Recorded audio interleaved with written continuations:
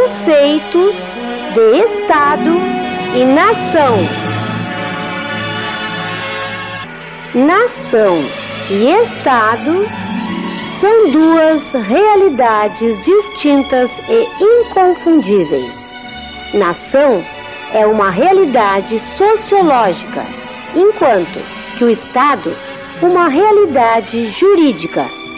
O conceito de nação é essencialmente de ordem subjetiva, enquanto que o conceito de Estado é necessariamente objetivo. Vamos então agora ouvir o conceito de nação.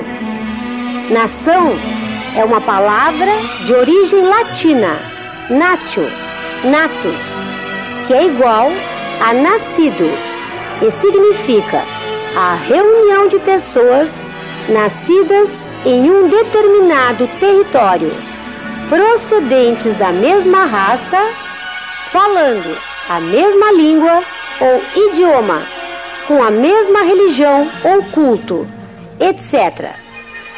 Quer dizer, um povo com os mesmos hábitos, mesmos costumes, tradição, língua, características raciais, etc., vivendo em sociedade. Daí a expressão nacional, que é o que nasceu naquele território ou nação, em oposição ao estranho, que é o estrangeiro, que é o que vem de fora, pertencente a outra nação. A nação é anterior ao Estado e também pode ser definida como a substância humana do Estado. Ela pode perfeitamente existir sem o Estado. A distinção entre as duas realidades mais se evidencia quando se tem em vista que várias nações podem reunir-se em um só Estado, assim como uma só nação pode dividir-se em vários estados. A Escócia, a Irlanda e a Inglaterra, por exemplo, foram nações tradicionalmente diversas e se reuniram num só estado, que é a Grã-Bretanha. Uma nação, entretanto, pode ser constituída de vários estados, como a Itália, que antes da unificação nacional dividia-se em Roma, Nápoles, Veneza, etc. Daí o princípio dominante no direito internacional moderno. Cada nação deve constituir um Estado próprio. Estado. O conceito de Estado vem evoluindo desde a antiguidade. Teria sido a Itália o primeiro país a empregar a palavra Stato, embora com uma significação muito vaga. Foi Maquiavel, criador do direito público moderno, quem introduziu a expressão definitivamente na literatura científica. Um esclarecimento, porém, se impõe antes de tudo. Não há nem pode haver uma definição de Estado que seja geralmente aceita. As definições são pontos de vista de cada doutrina, de cada autor. A mais simples definição foi dada por Mancini, para quem Estado é a nação juridicamente organizada. Segundo ensina a teoria tradicional, o Estado é uma sociedade, um povo, que vive em determinado território, sob uma autoridade, que é o poder. Na verdade, esses três elementos, povo, território e poder, só podem ser definidos juridicamente. Povo é o conjunto de todos aqueles para os quais vigora uma só ordem jurídica, de todos aqueles cuja conduta é por esta regulada. Território é tão somente o domínio espacial de vigência de uma ordem jurídica estatal. E poder nada mais é senão a eficácia, a efetividade da ordem jurídica. Dessa maneira, esses três elementos não passam da vigência e do domínio de vigência de uma ordem jurídica. E são eles os elementos constitutivos do Estado. O Estado, então, é uma ordem jurídica relativamente centralizada, limitada no seu domínio espacial e temporal de vigência, soberana e globalmente eficaz. Bem, já que estamos falando em Estado, governo e povo, eu lembrei de uma piada que achei excelente.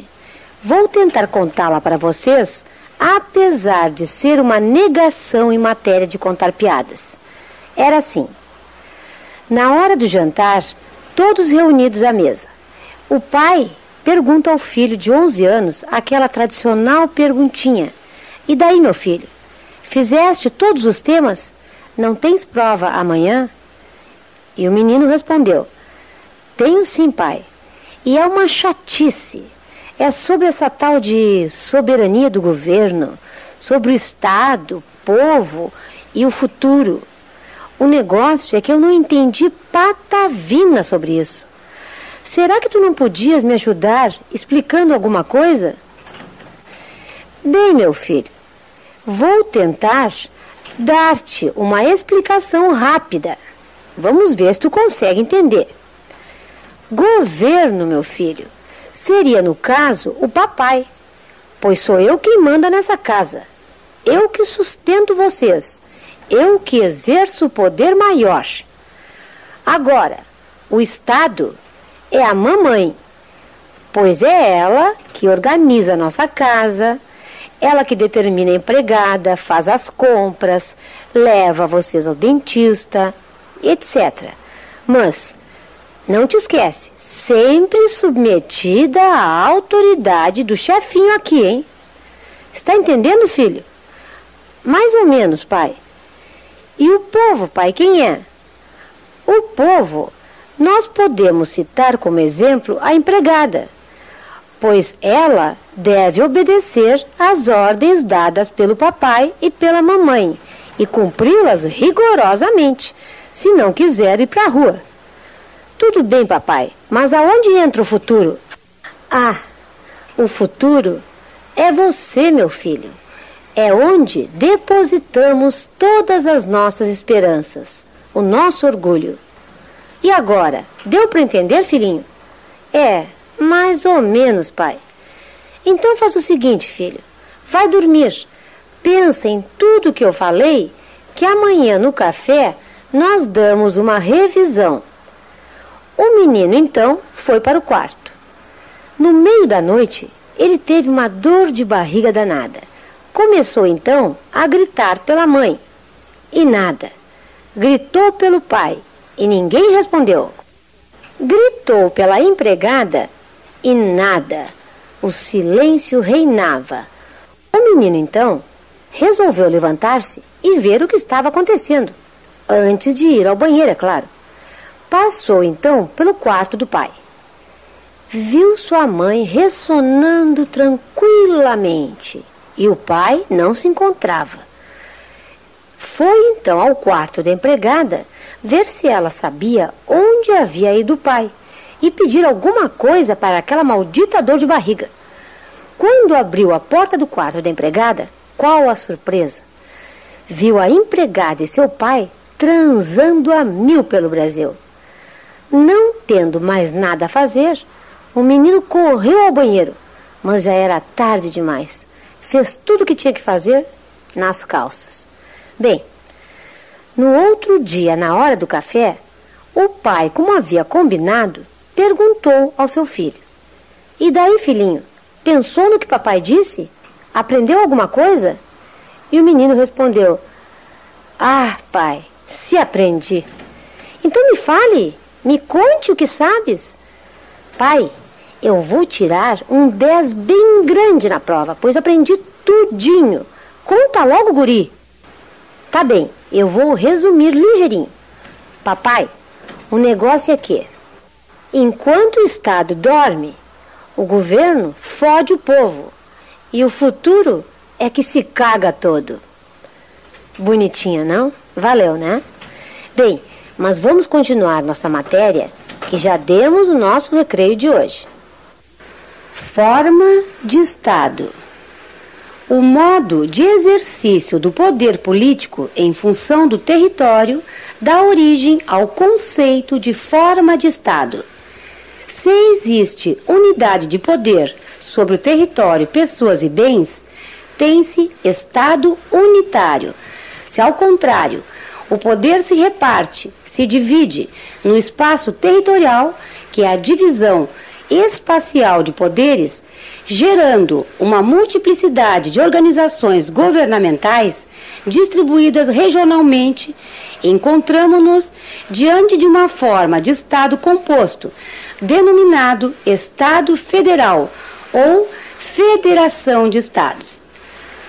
A repartição regional de poderes autônomos constitui o cerne do conceito de Estado Federal.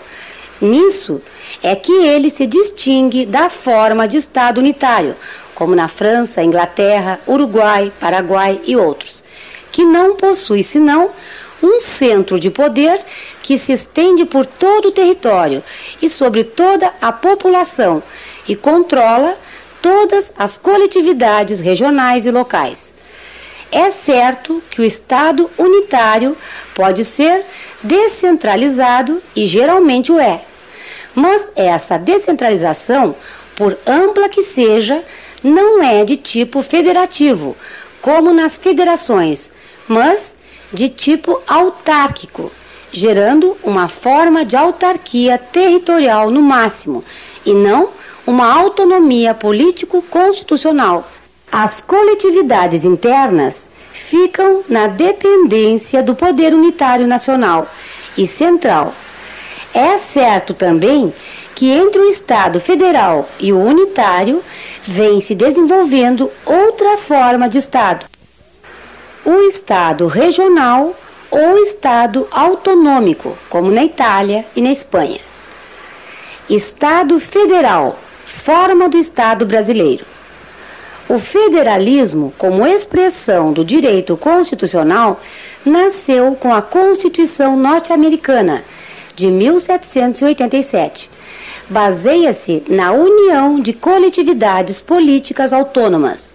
Quando se fala em federalismo em direito constitucional, quer se referir a uma forma de Estado, denominada Federação ou Estado Federal, caracterizada pela união de coletividades públicas dotadas de autonomia político-constitucional, autonomia federativa.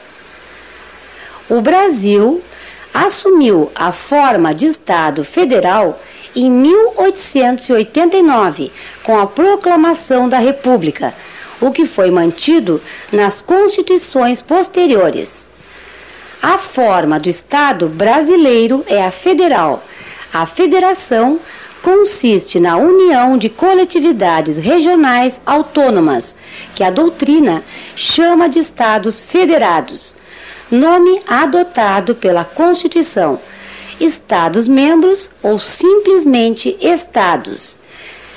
Nessa composição, às vezes, entram outros elementos, como os territórios federais e o Distrito Federal, e no sistema brasileiro há que destacar-se ainda os municípios, agora também incluídos na estrutura político-administrativa da Federação Brasileira. O cerne do conceito de Estado federal está na configuração de dois tipos de entidades, a União e as coletividades regionais autônomas, que são os Estados federados. Estado federal é o todo dotado de personalidade jurídica de direito público internacional. A União é a entidade federal formada pela reunião das partes componentes, constituindo pessoa jurídica de direito público interno, autônoma em relação aos Estados, e a que cabe exercer as prerrogativas da soberania do Estado brasileiro. Os Estados-membros são entidades federativas componentes dotadas de autonomia e também de personalidade jurídica de direito público interno. O Estado Federal é o único titular da soberania, considerada poder supremo consistente na capacidade de autodeterminação.